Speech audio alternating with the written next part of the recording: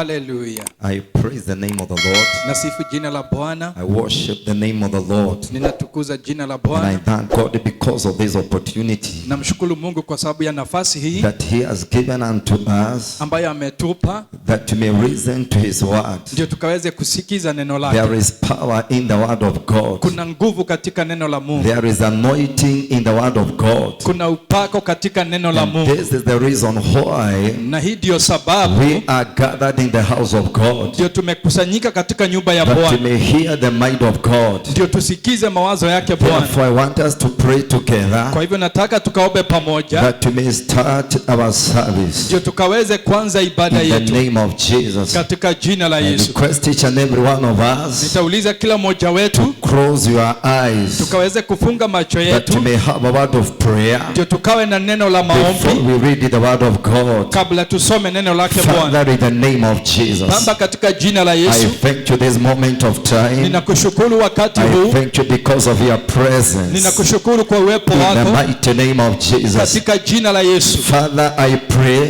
Baba, as ninaomba we listen to your word, tunaposikiza neno I lako, pray for the understanding. ninaitisha I ufahamu. pray that your word Ninaomba neno lako will deliver our lives. likaweze kukomboa maisha I pray yetu. that your word Ninaomba neno will lako take us to levels. itatupeleka In the viwango name of Jesus. katika jina la Yesu. Father, I pray Baba, ninaomba that the reasoning of your word, kusikiza neno lako we shall graduate to another level, tutaweza kufaulu kiwango to the kingine glory of the name of the kwa Lord. utukufu wa jina la I Bwana. welcome the Spirit of Na God. mwalika Roho Mtakatifu wa Holy Mungu. Spirit of God, Roho Mtakatifu wa I Mungu, give you this opportunity nakupa nafasi that hii you may speak unto us. kaweze kutunenea. I pray because of every mind. Naomba kwa sababu ya kila I mawazo, pray because of every heart naomba kwa kila to moyo understand the word of God. ikafahamu neno la In the Mungu name of Jesus, katika jina la I Yesu. cancel all the might of the enemy. Ninavuta mawazo yote ya In the adui mighty name of Jesus, katika jina la Yesu, for it is in the name of the Father, kwa sababu ni katika jina la of the Baba, Son, la Mwana and of the Holy Spirit, na la Roho we Mtakatifu. pray and we believe. Tumeomba na tumeamini. Every person to say amen. Kila mtu akaseme amen. Thank God because of this opportunity. Nashukuru Bwana kwa nafasi I hii. want to bring the word of God unto you. Nataka kuwaletea neno la I'm Mungu. sharing a topic entitled Nitashiriki neno ambayo iko na The mada, Voice of a Man of God. sauti ya mtumishi wa Mungu. The voice of a man of God. Sauti ya mtumishi wa And I'm Mungu. telling the members this morning Ninaambia washirika asubuhi ya that you leo need to hear the voice. ya kwamba unastahili kusikia The sauti. voice of a man of God. Sauti ya mtumishi wa Why Mungu. do you need this voice? Kila unahitaji kwa hii sauti. Why do you need to hear this voice? Kwa nini unahitaji kusikia hii sauti?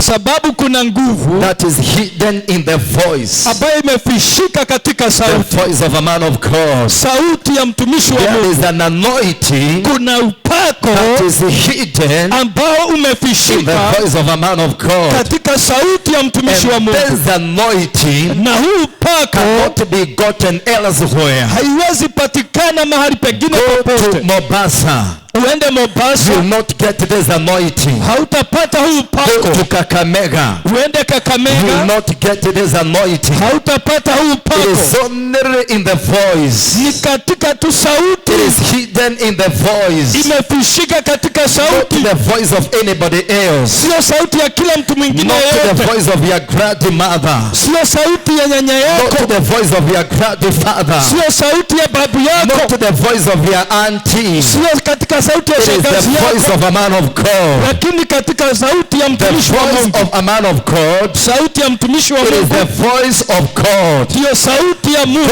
God in heaven, Mungu akiwa he mbinguni uses his prophets. anatumia manabii wake, He uses his pastors anatumia watumishi wake in communication. ili ndio akaweze If there is kuwasiliana. anything God wants to communicate, Kama kuna kitu Mungu anataka he uses his kuwasiliana, servants. anatumia watumishi And wake, God will never do anything na Mungu hatafanya chochote without revealing the prophet. bila kufafunulia manabii And wake. this is why I Na say ndio mimi you husema need to hear the voice. unahitaji kusikia sauti. The voice of a man of God. Sauti ya mtumishi wa It is Mungu the voice of God. ndiyo sauti ya Mungu. The voice of a man of God. Sauti ya mtumishi wa It Mungu has the power. iko na nguvu. The voice of a man of God, Sauti ya mtu wa it Mungu has an anointing. iko na And upako, you need this voice na unahitaji hii to come sauti into your life. ije katika maisha yako. Hallelujah. Haleluya. I believe you have your Bible together with you. Naamini uko na Biblia yako, And I beseech you by the mercies of God to open your Bible. na kushurutisha katika jina la Bwana ukafungue Biblia The book yako of 2 Kings, katika Wafalme wa Pili chapter number 5, verse number 1. sura ya 5 mstari wa kwanza. We are sharing about Naaman. Tunashiriki juu ya I Naaman. will lead the verse number 1, verse number 2 down. Tutasoma mstari wa kwanza, wa pili tukielekea chini. I lead the verse number 1. The Bible says, Now Naaman, captain of the host of the king of Syria, was a great man with his master, and honorable, because by him the Lord had given deliverance to Syria.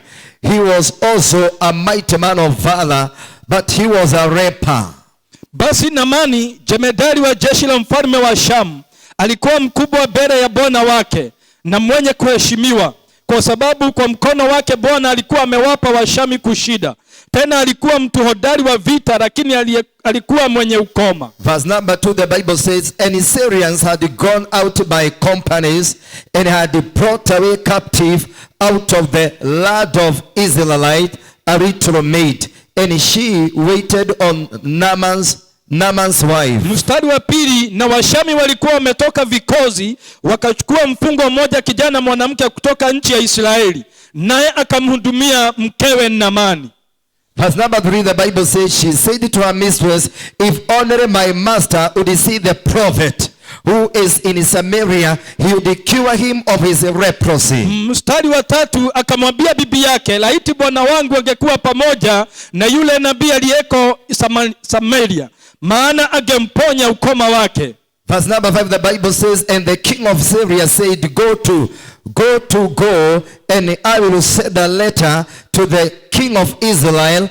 And he departed. He took with him 10 talents of silver, and 6,000 pieces of gold, and 10 changes of raiment. Mstari wa tano, mfalme wa Shamu akasema, haya basi mimi nitampelekea mfalme wa Israeli waraka. Basi akaenda zake, akachukua mikononi mwake talanta 10 za fedha na vipande vya dhahabu 6,000 na mavazi 10. Verse number 7, As soon as the king of Israel read the letter, he tore his robes and said, My God, can I kill and bring back to life? Why does this fellow send someone to me to be cured of his leprosy? Mstari wa 7, ikawa mfalme wa Israeli alipousoma waraka, alilalua mavazi yake, akasema, Je, mimi ni Mungu niue na kuhuisha, hata mtu huyu akanipelekea mtu nimponye mkoma wake? Fahamuni basi na kusihi muone ya kuwa mtu huyu anataka kugombana nami. Today we have a privilege to hear about Naaman. Leo tuko na nafasi ya kusikia juu ya Naamani. And I would like to introduce who Naaman is. Na ningetaka kuwafahamisha Naamani ni nani. Could be you have been hearing about Naaman, Yawezekana umekuwa ukisikia juu ya Naamani and you don't understand who he is. na hufahamu Naamani ni nani. From the time you were Kutoka wakati ulikuwa Sunday school, now and then, Naaman. umekuwa ukisikia mara kwa mara Naaman. Today you have a privilege to hear about Naaman. Leo uko na nafasi ya kusikia juu ya Naamani. He was a great man. Alikuwa mtu mkuu. He has about 5 characteristics. Ako na tabia kama 5. And we are going to look at the characteristic of Naaman. Na tutaangalia tabia zake Naamani. Number 1, he was a commander in the army of Syria. Kitu ya kwanza, alikuwa jemedari katika jeshi la mfalme wa Shamu. Number 2, he was highly honored. Ya pili, alikuwa mtu ameheshimika sana. Number 3, he was a great man. Ya tatu, alikuwa mtu mkuu. Point number 4, he was a mighty man of valor. Ya 4, alikuwa mtu mwenye uwezo mkubwa. And point number 5, Na ya 5, he was suffering from leper. alikuwa na mwenye ukoma. So he was a great man. Kwa hivyo alikuwa mtu mkuu. But regardless being a great man, Na zaidi ya kuwa mtu mkuu, the Bible says that he was suffering from leper. Biblia inasema ya kwamba alikuwa mwenye ukoma. In the olden times, Nyakati za zamani, zamani, if you are suffering from leper, ukiwa mwenye ukoma, you were excommunicated. ulikuwa unatupwa nje. You are not living with the other people in the community. Haukuwa unaishi na watu wale wengine katika kijiji. For example, if it is your brother who is suffering from lepers, Kwa mfano, kama ni ndugu yako mwenye ukoma, he was excommunicated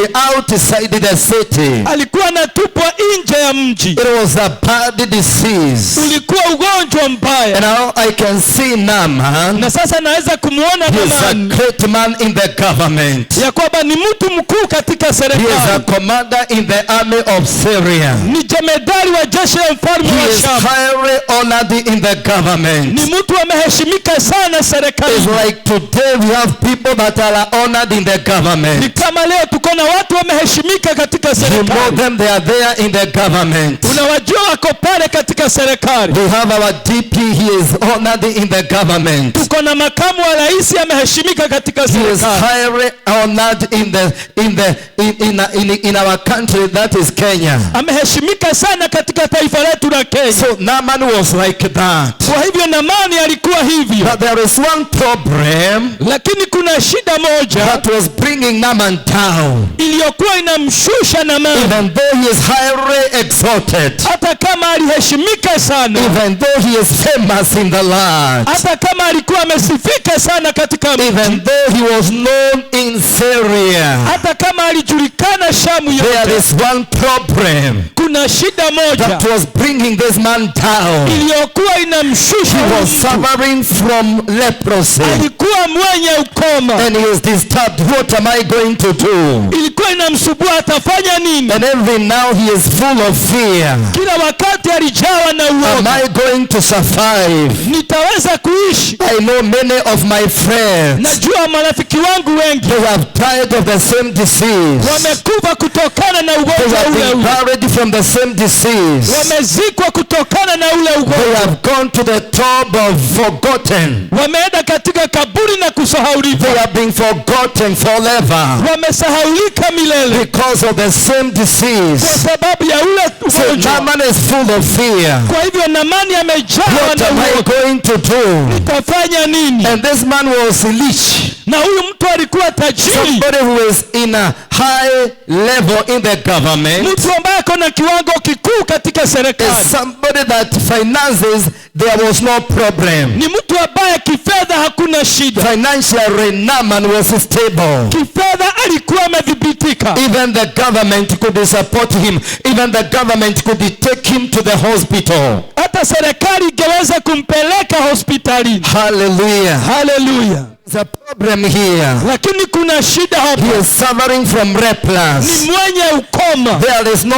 doctor in his area Hakuna daktari who yeyote could Shamu heal leprosy. akaweza kuponya There ukoma. is no magician Hakukuwa na wale majeshi who could heal leprosy. angeweza kuponya ukoma. There is nobody in his area Hakuna yeyote who Shamu could heal leprosy. angeponya ukoma. So I can see the status of Naaman. Kwa hivyo naona hali yake He Naamani, can afford anything in the life. ako na uwezo wa kila kitu He can maishani. afford the most expensive vehicle in the city. Anaweza kuwa na gari ambayo ni ya gharama kuu He sana, can eat whatever he wants. angekula chochote alitaka. Today many people doesn't eat what they want. Watu wengi leo hawakuli kile wanachotaka. Many people are desiring to take chicken but they cannot. Wengi wanataka kula kuku lakini hawana uwezo. Others are desiring to eat nyama choma but it is impossible Wengine wanatamani kula nyama choma lakini haiwezekani because of financial crisis. kwa sababu ya shida ya But kifedha. this man, he was living the life he wants. Lakini huyu mtu aliishi maisha aliyotaka. If you want to travel to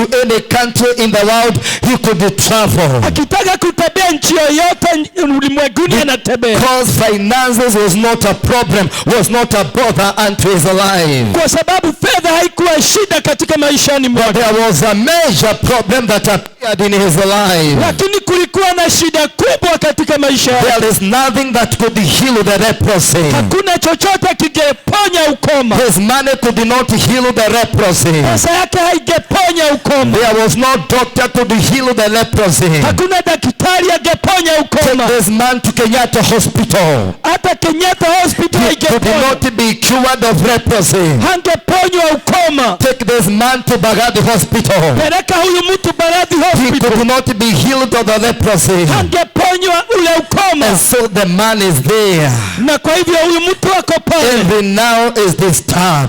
Kila wakati anasumbuka. What am I going to do? Utafanya nini? I'm suffering leprosy. Ninaugua ukoma. My brothers cannot come and see me. Ndugu zangu hawezi kuja na kuniona. My sisters cannot be allowed to come and see me. Dada zangu hawezi ruhusiwa kuja na Because kuniona. I am excommunicated. Kwa sababu nimetupwa nje. It's like the season of Ni coronavirus. kama nyakati za virus ya The corona. first people who are suffering from coronaviruses, Watu wa kwanza waliougua na mgonjwa wa corona they were excommunicated waliwekwa mahali peke yao from their brothers, kutokana na ndugu from zao, their sisters. kutoka kwa dada It is zao. a bad disease. Ni ugonjwa mbaya. Corona is a bad disease. Corona ni ugonjwa We mbaya. rebuke it in the name of Jesus. Na ikemea katika jina la Yesu. Leprosy is a bad disease.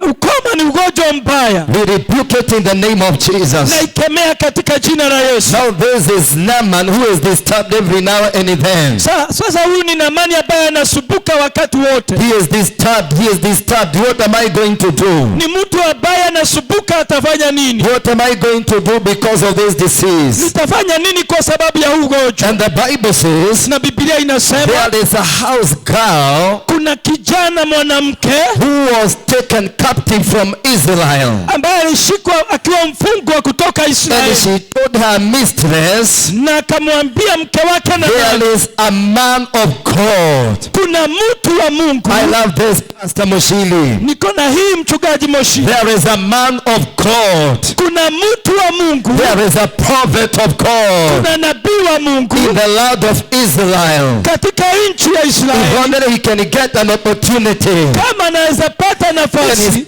unto your life, na anenee maisha yako, your leprosy could be no more. ukoma wako utaisha, Your lack of peace could be no more. kukosa amani kutafika mwisho, Problems will come to an end. shida zako zitafika mwisho. House girl is telling her mistress, Kijakazi anamwambia if mke wa Naaman Naamani, can he go and see the prophet of God. kama Naamani anaweza enda akamuona nabii wa Mungu. Tell your neighbor you need to see the prophet. Ambia jirani yako unahitaji kuona You nabii, need to see the prophet. unahitaji kumuona And nabii. sometimes I don't know the reason why Na wakati mwingine sijui sababu kwa nini people are anointed to raise against the men of God. watu wamepakwa kuinukia watumishi wa A Mungu. man of God can speak into your life Mtu wa Mungu anaweza nenea maisha yako and you receive your transformation. na ukapokea kubadilishwa. A man of God can speak into your life Mtu wa Mungu anaweza nenea maisha and your yako life take a new direction. na maisha yako yakashukua mkono mwingine. But many a times people are anointed by the enemy. Lakini mara nyingi watu wamepakwa na adui, They are raising against the men of God. wanainukia watumishi wa Mungu. The Bible says don't raise your finger against the man of God. Biblia inasema usikanyoshe mtumishi wa Mungu Even kidole chako,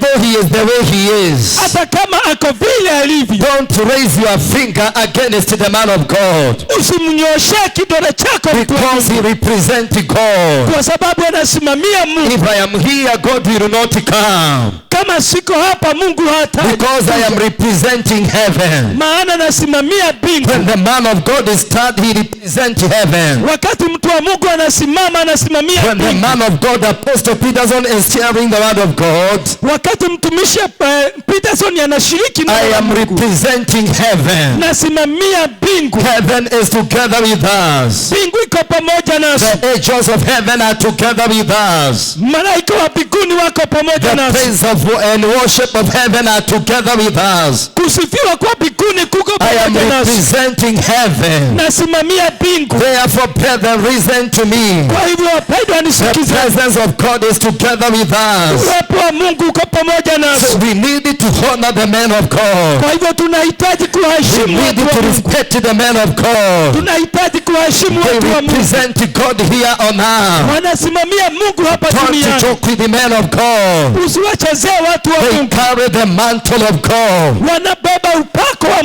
Mungu. we come back to Naaman. Kwa hivyo rudi kwake Naamani. The house girl says there is a man of God in Israel. Kijakazi anasema kuna mtu wa Mungu There Israeli. is a prophet of God in Israel. Kuna nabii wa Mungu If Israeli. Naaman could go and see the prophet, Kama Naamani anaweza enda his akamuone nabii, problems will come to an end. shida zake zitafika mwisho. The lepers will come to an end. Ukoma utafika mwisho. Whatever is suffering from is coming to an end. Kinachomsumbua kitafika It mwisho. doesn't matter what is in his life. Haijalishi ni nini kilicho katika He maisha needs yake. to pay the price Anahitaji kulipa and gharama. go to Israel and see the man of God. Na hata Israeli amuona mtu wa Mungu. And the Bible says that the king sent a letter. Biblia inasema ya kwamba mfalme akatuma waraka. We are going to read verse number 5 once again. Tunaenda mstari wa 5 tena. I will read so that you can understand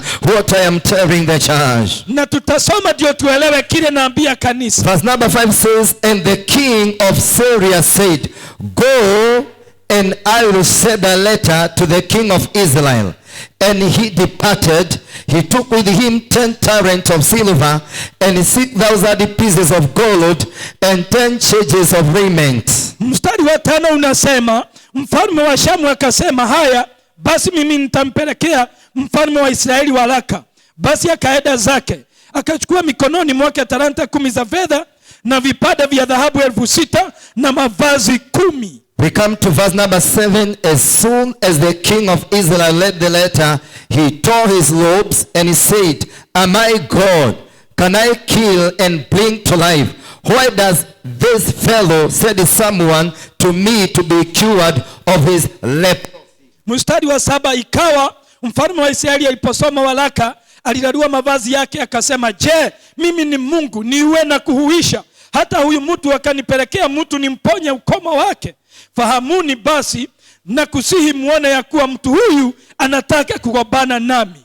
They sent some letter to the king of Israel. Wakatuma waraka pale Israeli And 10 talents of silver na fedha talanta 10 and 6,000 pieces of gold na vipande 6,000 vya dhahabu and 10 changes of raiment. na mavazi 10. There is something I would like you to understand. Kuna kitu ningetaka ufahamu, The healing was not in money. ya kwamba uponyaji haukuwa katika The fedha, healing was not in gold. uponyaji haukuwa katika dhahabu, The healing was not in silver. uponyaji haukuwa katika fedha. And the king of Israel, Naye mfalme wa he Israeli tore his robes and said, am I God? akalalua mavazi yake akasema, je, mimi ni Mungu? Can I kill? Can I bring back to life? Ninaweza kuhuisha? And Elisha, the man of God, Naye mtumishi wa Mungu Elisha, the prophet of God, Elisha nabii wa Mungu he overheard the king of Israel. akasikia ya kwamba mfalme wa And Israeli he said, let that man come. akasema, wacha na huyo mtu aje kwa, Let that man who is suffering from leprosy come. wacha huyo mwenye ukoma aje kwa. Today it shall be known there is a prophet in Israel. Leo itajulikana ya kwamba kuna nabii I Israeli. love what prophet Elisha said. Napenda vile Elisha alisema, He said, let the prophet come and it shall be known there is a prophet of God.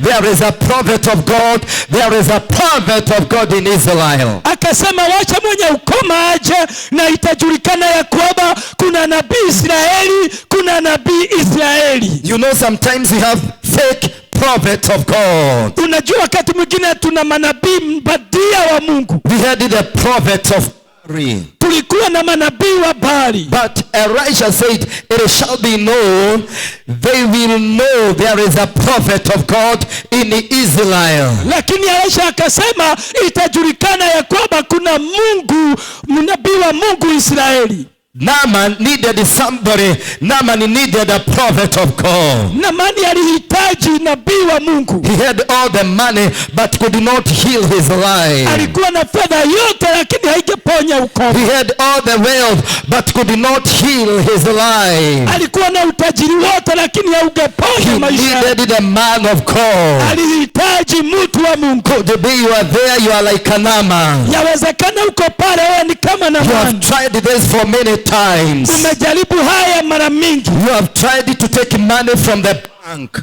Umejaribu kuchukua pesa kutoka kwa benki. And you want to equip your business. Na unataka kuweka katika biashara Nothing yako. is working in your life. Hakuna kitu kinafanya kazi You maishani are mwako. educated.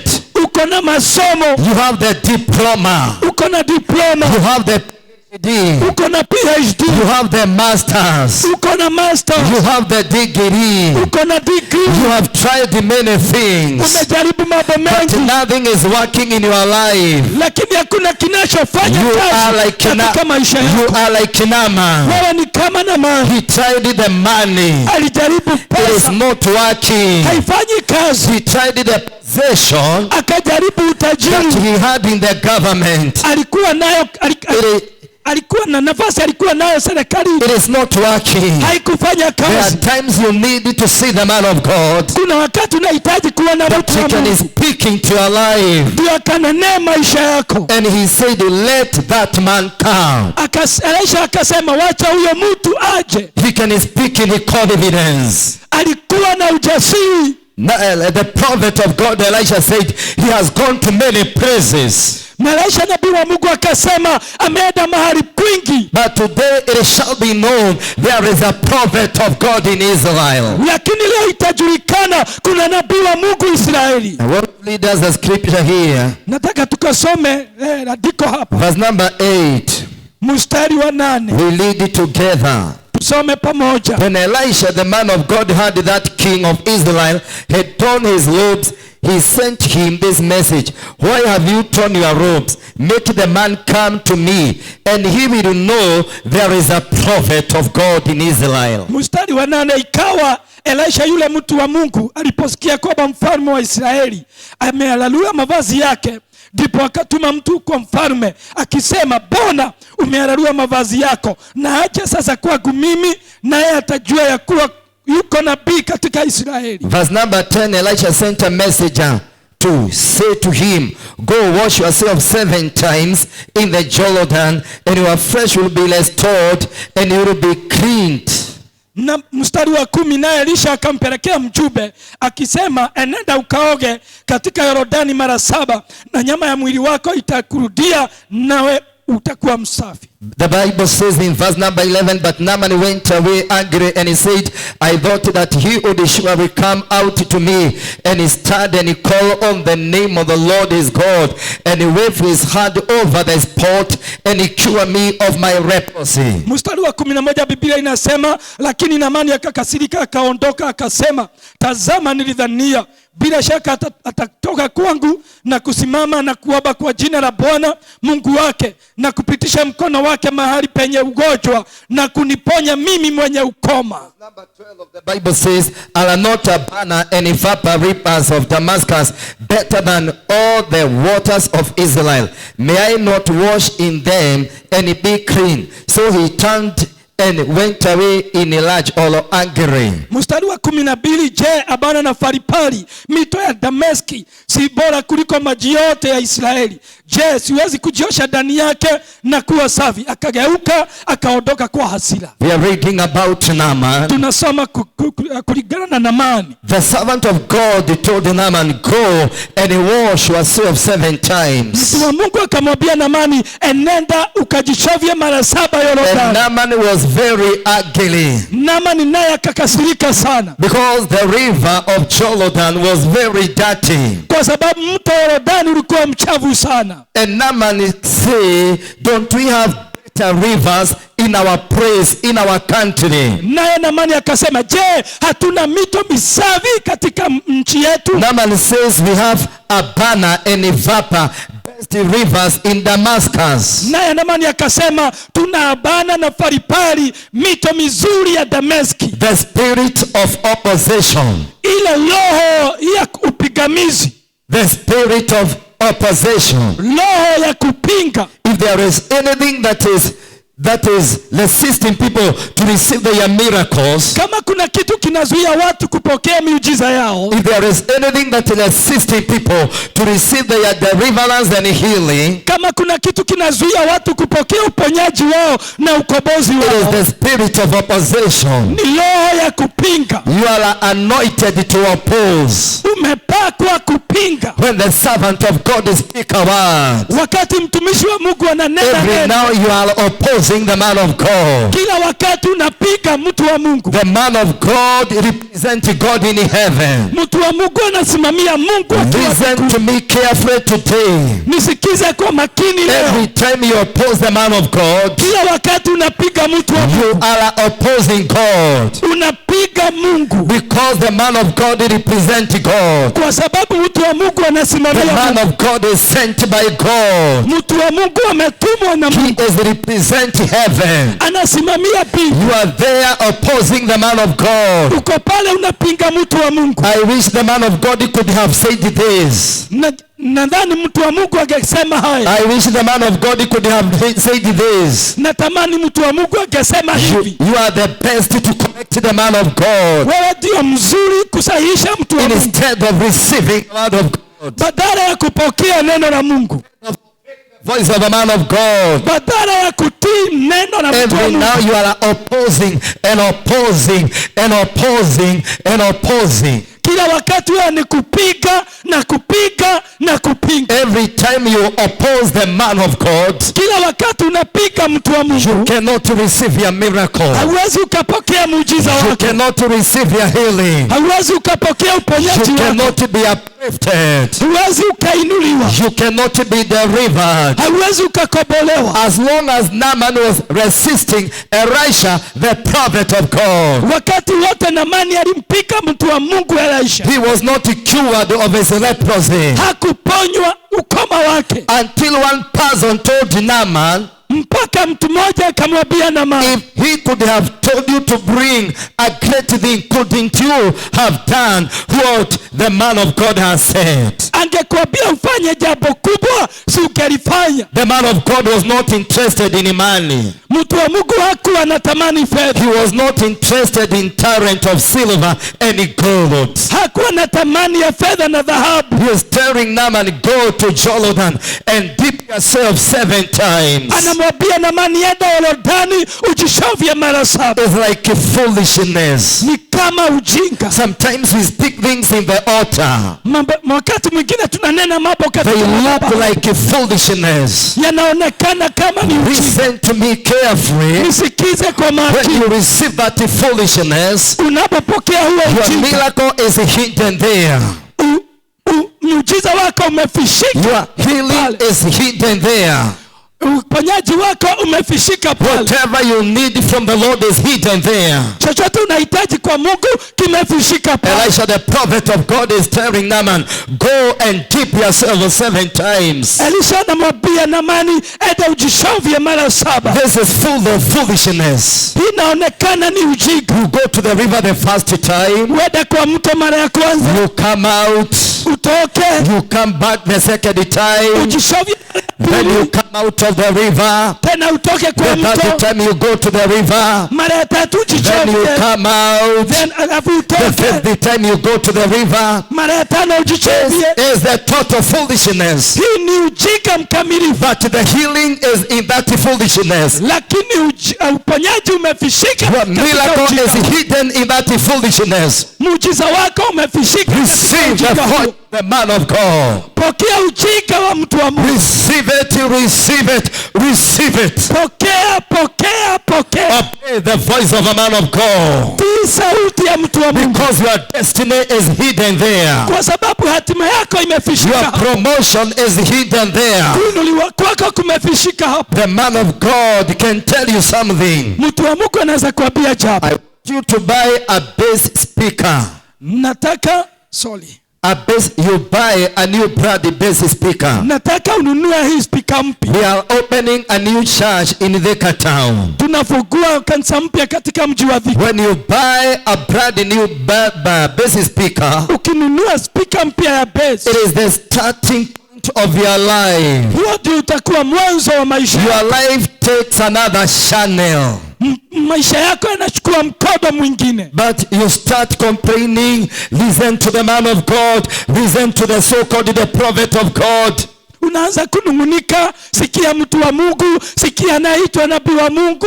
Listen to me carefully. Nisikize kwa makini. Not every now and then it will come and the man of God will pray for you. Sio kila wakati utakuja na mtu wa Mungu atakuombea. The man of God can tell you do this. Mtu wa Mungu anaweza kuagiza fanya hili. The man of God can tell you do this. Mtu wa Mungu anaweza kuagiza fanya hili. He may not even pray. Inawezekana hata asio. But the moment you obey the voice, lakini wakati unatii ile sauti ya mtu wa Mungu, your miracle is hidden there. Muujiza wako umefishika pale. Elisha the prophet of God, Elisha mtu wa Mungu, is telling the man of God, go and dip yourself 7 times. Anamwambia Naaman, enda ujishovye mara 7. We read the last scripture. Tusome andiko la mwisho. The book of in the verse number 14. Mstari wa 14. Then he went down and dipped himself 7 times in the Jordan, and the man of God had as the man of God had said, and his flesh was restored like that of a little child, and he was clean.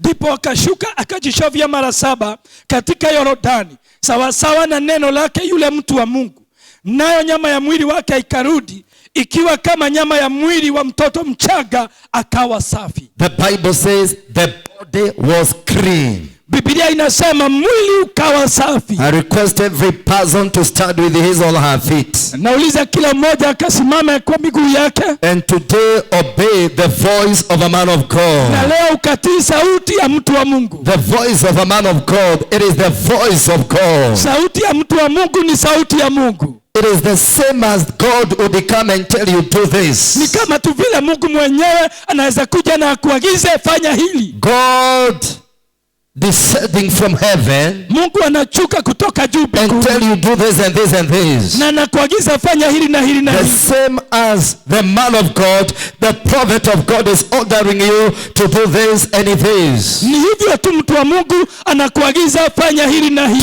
Today I am encouraging the brethren. Leo natia changamoto kila mmoja. May you obey the voice of a man of God. Tii sauti ya mtu wa Mungu. That is the time your life will take a new turn. Hapo ndipo maisha yako yatapata kubadilika. You shall never be the same again. Na utakuwa vile tena maishani There are mwako. people who don't hearken to the voice of men of God. Kuna watu ambao hawasikii sauti ya mtu May wa you be Mungu. delivered by the word of God. Ukakobolewe na It sauti is ya not mtu a wa Mungu. must we pray for you. Sio lazima We tukakuombea. can tell you do this, Tunaweza tukakuagiza and fanya your hili. life is over. Na maisha yako yamebadilika In the name of Jesus. katika jina la I Yesu. want us to pray, Nataka tukaombe, and I pray that your word has delivered your life. na naamini neno la Mungu limekomboa maisha The yako. word of God has taken you to another level. Maisha ya Mungu imekupeleka kiwango kingine. Never joke with the voice of a man of God. Usicheze na sauti ya mtu wa There are Mungu. many things that are hidden there. Kuna mambo mengi yamefishika The pale. servant of God can tell you buy 10 seats Mtu wa Mungu anaweza kuambia nunua viti 10 and bring them in in the altar, bring them in the church, in the house of God. Yalete kwa madhabahu, yalete katika nyumba ya And it Mungu. will mark the beginning of your life. Na itakuwa maki ya mwanzo wa maisha yako. Father, in the mighty name of Jesus,